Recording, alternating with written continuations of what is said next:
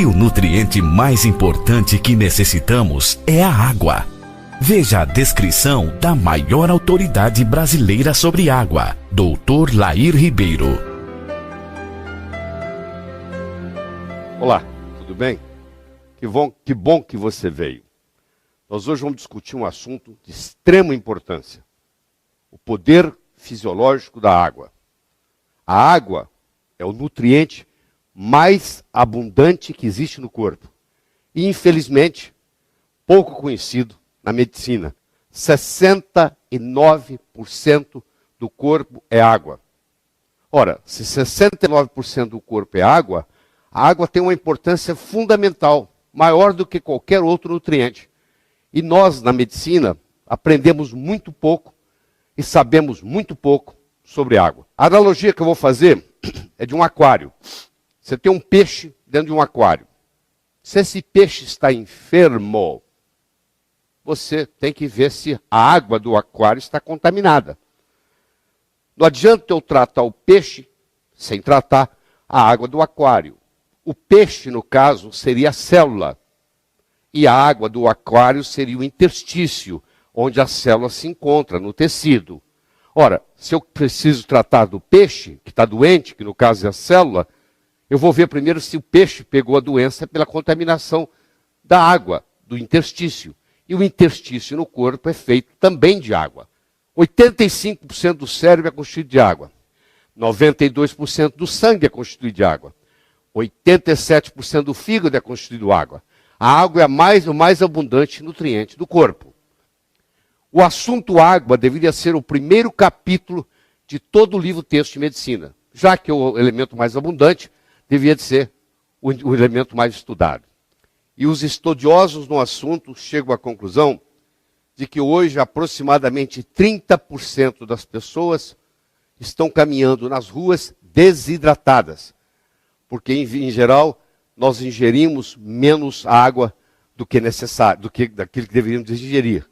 Quando você magnetiza a água, você tem um magneto, coloca a água sob a ação desse magneto.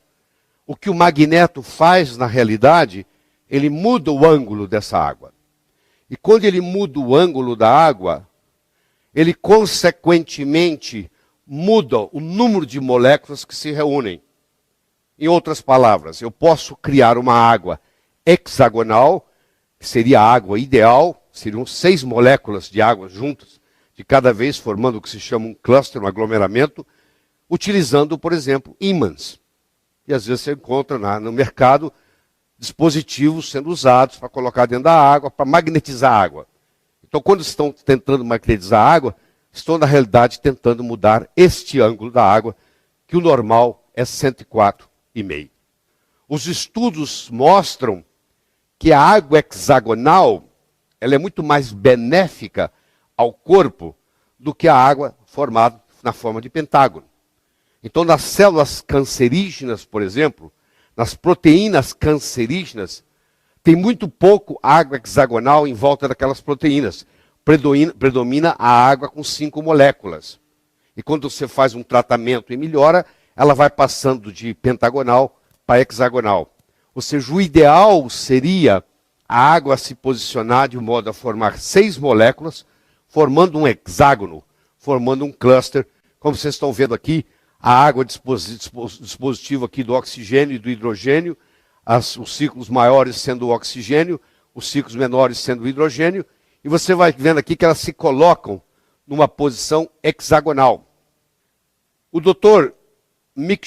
Moo-Sik John, que é um sul-coreano, uma autoridade em água no mundo, ele afirma que a água que circunda as proteínas anormais causadoras de câncer tem uma diminuição significativa do número de estruturas hexagonais. Então, hoje existe um incentivo, existe um estímulo em um paciente, por exemplo, cancerígeno, fazer com que a água dele se reestruture de uma forma hexagonal, e nessa reestruturação, na forma hexagonal, teria uma influência benéfica no tratamento do câncer, prevenindo metástase, etc.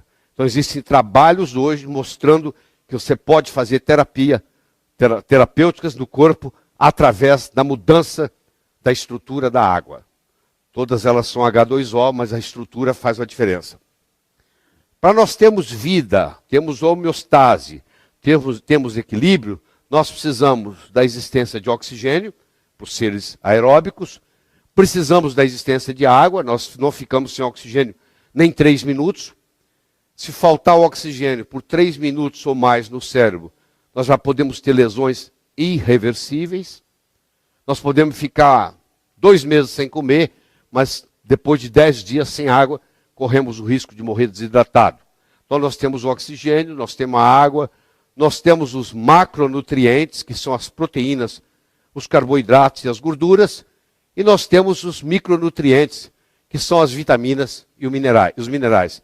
Essa composição proporcional adequada faz a vida e mantém a saúde. Ou seja, à medida que nós envelhecemos, nós estamos mais propensos às doenças, em geral.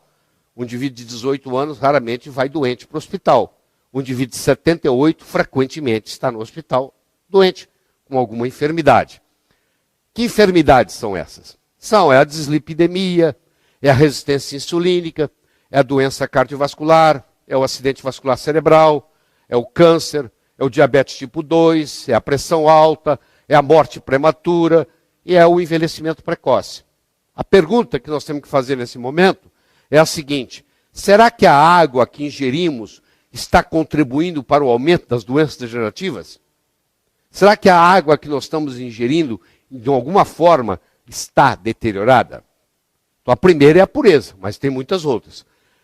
A nossa saúde pode ser melhorada através da melhoria da qualidade da nossa água, e doenças podem ser realmente tratadas com água. Como eu disse, no Japão, isso já está ocorrendo. É 100 vezes mais difícil curar um organismo enfermo que preveni-lo de adquirir a enfermidade. Essa prevenção pode ser facilitada pelo uso correto da água. Se eu tomo muita coisa acídica, ácida, como o caso de refrigerantes, por exemplo, eu crio uma situação metabólica no corpo, onde os destruidores de ossos, que são os osteoclastos, são estimulados. E isso leva à osteoporose. Quem faz uso de refrigerante diariamente, a longo prazo, vai desenvolver osteoporose. A água magnetizada tem uma menor tensão superficial.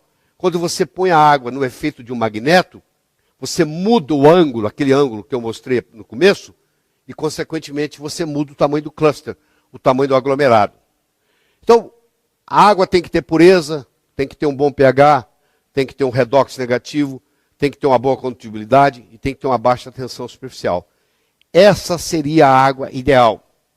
Essa água ideal é chamada de água ionizada. Ionizar significa ganhar ou perder elétrons. No caso, ela ganhou elétrons. Ela tem elétrons para distribuir. Por isso que ela é uma substância antioxidante. É a água que funciona como antioxidante, ou seja, não deixa você ter estresse oxidativo. Você toma ela 3, 4, 5 vezes por dia.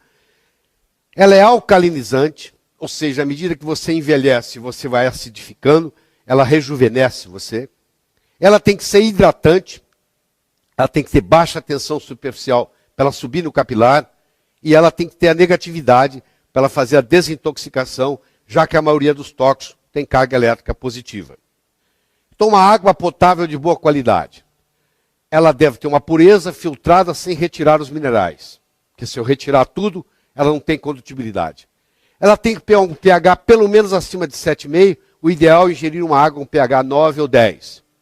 Ela tem que ter um ORP, um redox negativo, para funcionar como antioxidante. Se ela tiver um ORP positivo, ela é oxidante. Ela tem que ter uma tensão superficial baixa, hidrata melhor, facilita subir no capilar mais. E ela tem que ter uma estrutura estruturada em microclusters. Ela tem que reunir em grupos de 6 moléculas de água, formando um hexágono. E ela, pelo menos, tomar de 6 a 8 copos por dia. Ray Kurzweil, que é o autor do livro Transcend, é considerado hoje um dos homens mais inteligentes da humanidade, se não o mais inteligente, vivo. E ele tem no livro Transcend, Ele tem uma afirmação que ele diz assim: a água ionizada é uma das coisas mais simples e mais poderosas que você pode fazer para combater uma ampla gama de processos patológicos. É isso aí. Nós fizemos a volta toda e chegamos aqui.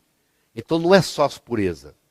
É pureza, é pH, é ORP, é condutibilidade, é tensão superficial. E você vai ver que a água pode ser um agente terapêutico.